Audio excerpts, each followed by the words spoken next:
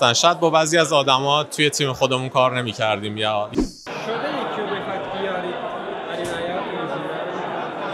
یعنی چی تو خیابون بگیریمش نه یه مهمان میخواید بیارید ولی قبول نکنه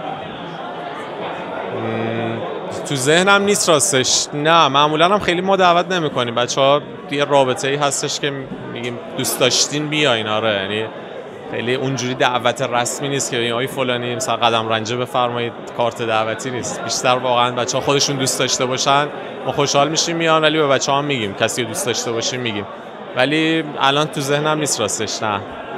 بعد اونایی که تازه شروع کردن مسیر یوتیوبو بهشون چه توصیه میکنید؟ چون اوایلش واقعا سخته و آدم هر چقدر تلاش میکنه میبینه که انگار نتیجه‌ای نداره.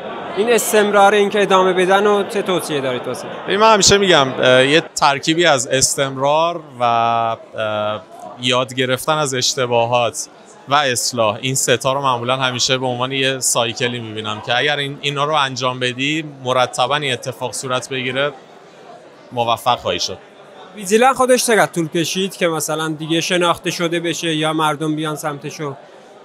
ویجیلن تقریبا از همون اولش یه جورایی موفق بود به واسطه اون اتفاقاتی که قبلتر براش افتاده بود و ما صرفا یه ریبرندینگ کردیم به ویجیلن، ولی اون شدت محبوبیتش که دیگه بخواد خیلی اوج بگیره دیگه با دد جوکس ها و اینا اتفاق افتاد که معمولا یه فکر کنم 3-4 ماه 5 ماه بعد از این بود که تغییر رویه رو توش انجام دادیم.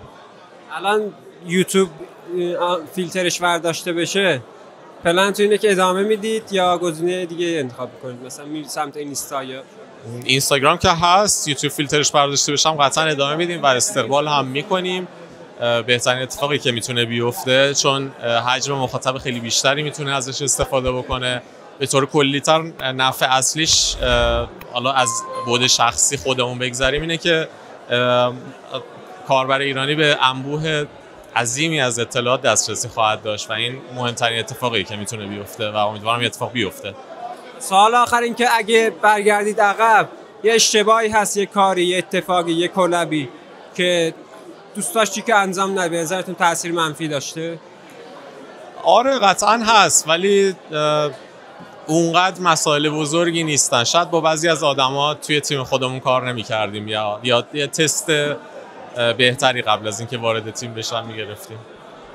تیمتون هنوزم نیرو میگیره؟ تیم ادیت یا مثلا تیم ویجیلن فعلا نه، اصلا ترجیح دادیم فعلا کوچیک‌ترش بکنیم تا به یه نقطه‌ای برسه که خودمون دقیق بدونیم در واقع داریم چیکار می‌کنیم و ازش چی می‌خوایم. بخاطر همینه که اخیراً بیشتر دیدین آدما از تیم ما رفتن و حذف شدن تا اینکه بخوایم کسی جدیدی رو اضافه بکنیم. فعلا دوست داریم یه مقدار خودمون رو بهتر پیدا بکنیم.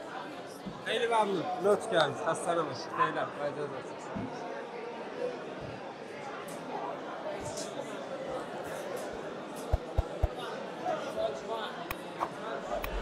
خب دوستان، با یکی از بچه‌ها ویجیلن صحبت کردیم. واقعا بچه باحال، من خودم خیلی باحال میکنم و بریم که ببینیم با بقیه اینفلوئنسرها با کی میتونیم صحبت کنیم.